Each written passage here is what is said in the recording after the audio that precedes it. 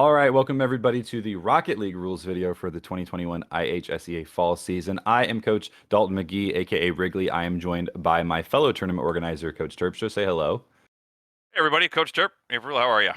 Yeah, we're going to be bringing you some basics on the Rocket League rules today. I will be the tournament organizer for Rocket League this year. If you have questions, you can direct them to me. If I am currently preoccupied, Coach Terp, while he's doing Overwatch, is there to also assist. So that's why we're both here to help each other out, help you guys out. We're going to get right into this. Our Rocket League season this year is going to start on Thursday, October 7th and run 7 consecutive weeks. Both varsity and JV will follow that regular season schedule. And then the top 16 varsity teams from our Rocket League season will then go to a playoffs after Thanksgiving, which will begin on Thursday, December 2nd.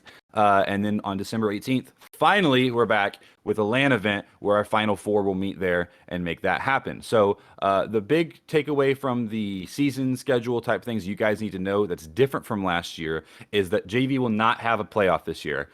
We just want to make sure that we are treating esports the same way as traditional sports in our state, and that would be that varsity will play and compete and go for trophies, and JV is there as a developmental sort of farm system for the varsity team. So we want to reflect that in our decision making, and Coach Terp and I spent a lot of times talking about that over the offseason and came to that conclusion for all of our games where applicable that would be what we decide to do with that.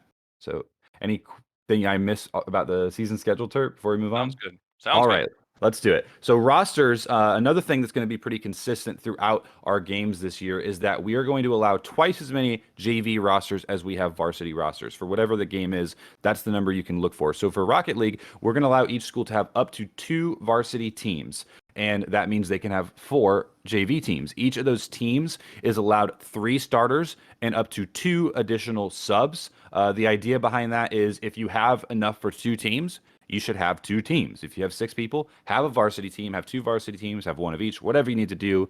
But up to 5 are allowed on each team. We talked about this a bit in our Overwatch rules video, but I did want to touch on this as well here. Basically, this allows either maximum participation if you have a lot of Rocket League kids, or maximum flexibility. If you want to make sure that you can move your players as necessary to play as much playtime as they need, you might go with the flexibility option. And if you have a ton of people that you want involved in your program, you might go with the numbers option. Coach Terp, can you sort of talk a little bit about what that looks like for Rocket League, what they might do with those numbers? Sure. So let's say you have an amazing turnout of kids and you want to max fill your teams, get as many kids involved as you can. We're looking at 5 players per team and up to 6 teams. You're talking 30 potential players that you could get inside Rocket League if you maximize all of your spots. That would be the trying to get as many kids in as you can, maximizing numbers. If you're looking to maximize flexibility, being able to move people around, the idea here is that you would have 6 on varsity, 3 for varsity 1, 3 for varsity 2, and then your remaining players would be on JV.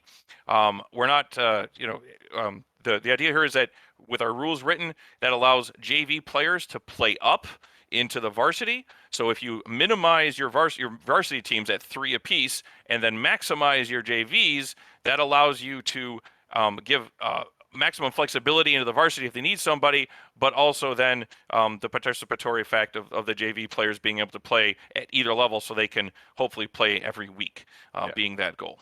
So it's basically what's best for your program, and just whatever you need with your rosters. If you have questions about it, feel free to reach out to us, because the way playing up works is that if you have your 3 on varsity 1, will only ever play varsity 1. So anyone you list on varsity 1 will only ever play on that team. Varsity 2, I think we haven't really talked intensely about whether varsity 2 could play up to varsity 1. I think that is in deliberation, and we will let you guys know. But in any case, the idea is you can only play up a tier. You cannot play down a tier. So any of the JV teams can play varsity, but they can't play a JV match the same day if they played that varsity. And so with Rocket League having as many teams as it does, we'll chat. We'll have an answer for you before the season about whether varsity 1 and 2 are different tiers or whether they're the same tier. But we'll come back with an answer. And if that is an issue for your program, then congrats. You have a lot of good Rocket League players. So let's go ahead and move on to schedules. This is very important because a lot of schools have different needs as far as when they get out of school, when they get home, are they playing from school or from home? All kinds of things are going on. So what our experience has told us is 5 o'clock p.m. on that Thursday is going to be your default match time. This is not set in stone. If you need to play a different time, it just needs to be on that day, on that Thursday, and both teams need to agree to it for whatever reason. It could be earlier, it could be later, it doesn't matter, but you need in writing that both teams are agreeing to it. Maybe it's a Discord DM, maybe it's an email, whatever it is, you need to be able to screenshot and show both teams agree to change that time, and then that new time will be used. If neither team can come to an agreement, or if one team needs to play later but the other one just can't, that default match time of 5 o'clock p.m. will be used as the official start time. So we have that there because we need a time. But the one thing we said in the past, and we'll say again, if a team asks you to change and you can, even if it's not ideal, if you can change and they need that, please do so. We don't want to have forfeits. We have 7 weeks of matches only, 7 times you'll play. And when you have teams that have that season and 1 or 2 forfeits, even if they won by forfeit, that's not what they're here to do. They're here to play. So if you can be flexible, please do, particularly because Rocket League, even a best of 5 Rocket League match, which is what our whole season is, except for the end of the playoffs, is not a very long match, all things considered. So find the time, be flexible if you can. We would very much appreciate it, and we'll give you that +1 thank you in Discord chat if you do that. And as if you're a Massac County player, you might be trying to stack up as many of those as you possibly can. Okay, so I sort of touched schedules and rescheduling all there at the same time. If you have questions, let us know. Read the rules document. People tend to figure out how this works pretty quickly and tend to treat each other pretty well. So I'm not real worried about that. So as far as standings go, these are the tier of how we will figure out what the standings are in IHSEA. The first, obviously, is your overall match record. Someone who's 7-1 is ahead of someone who's 6-2. Got that. Game differential is the next one we will consider. If you, in a best of 5 set, beat a team 3-0, that is a win plus a +3 differential. If you win in 4 games, it's +2 differential because you only had 2 more wins than they did. And if you win in a best of 5 set all the way to 5 games, it's a win +1 differential. So it does matter to sweep. That is better victory as far as standings go than a 5-game victory. However, and we would like to really point this out, score does not matter whatsoever for standings. If you're running scores up on someone, it's just being unsportsmanlike. It's not helping your standings. Win the game. Everybody has their own school of thought. For us, if we ever go up by 10, we stop scoring. Rocket League is something that if there's a disparaging skill difference, particularly early on in the season, and we'll get to how the season works here in a second, that may be the case. Don't run up the score. It doesn't help your standings. Move on and just finish the sweep if there's an obvious skill gap between you.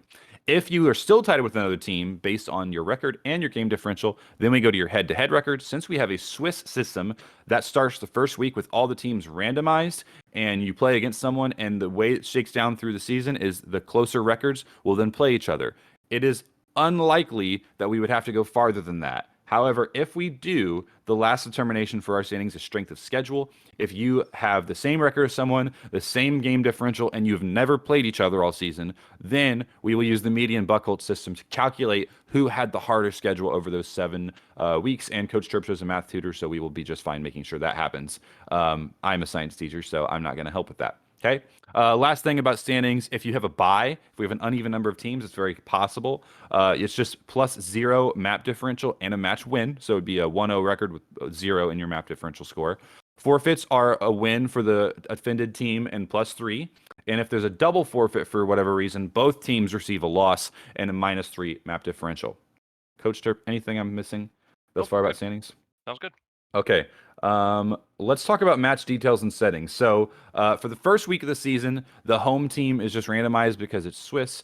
It'll just be whoever's listed first on the platform we use. But from then on out, the team with the higher seed will be considered the home team as far as setting up lobbies, and it will be their responsible. Now, I'm going to take us into a lobby in just a second here and show how you set these up. It's pretty standard for Rocket League. But what I will mention is a color thing, because this has come up a couple times, and it's become like my thing because I was at the center the first time it came up.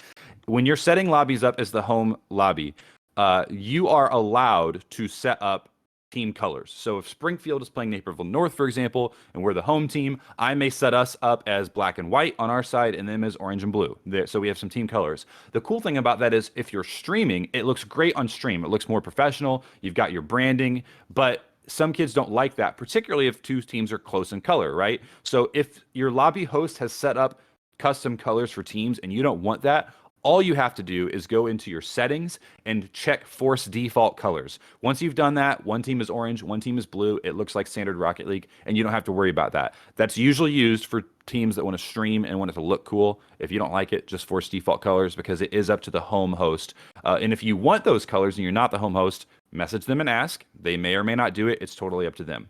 So at this point, I'm going to go ahead and go into Rocket League settings and show you guys how you set up a match, how you do the name and password, and make sure you guys know exactly what you're looking at.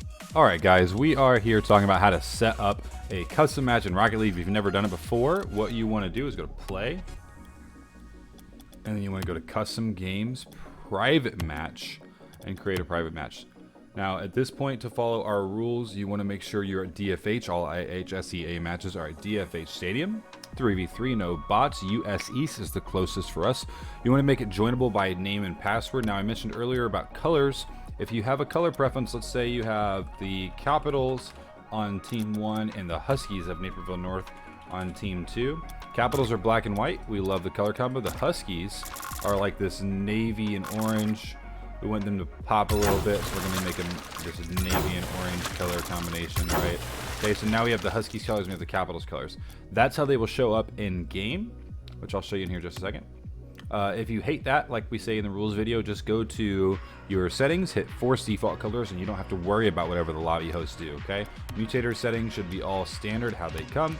Then we hit create match. We're just going to do IHSEA, password IHSEA, whatever you want to do. You'll communicate that with your opponent, and you hit create match. And then once you go in, the teams are going to be color-coded how you want them to be. And as you can see, the map has one side colored as the Capitals on the right, the white and black. The other side, the Huskies, the orange and navy on the left. And that's the match. So that's pretty much how you set up a match. And that's it, guys. It's pretty straightforward for Rocket League. Just make sure your settings are standard. You're at DFH. And if you decide as a lobby host to set up colors to make it fancy, just make sure that you also have the opponents knowing they can turn them off. So thanks, guys. Let's go back to the rules document. All right, so that is how you set up the lobby. The one thing I will address here also regarding the match settings is the clan tags. If you have a tag, it needs to represent your school and be appropriate. If any of my players decide they want to tag and match, it needs to say SPS for Springfield Public Schools. That's what we do. And that being said, not everyone has to have it. If one of my players is SPS and none of the others have it, that's fine. But if they have it on, it must be your school acronym and appropriate. And we just wanted to make sure we clarify that.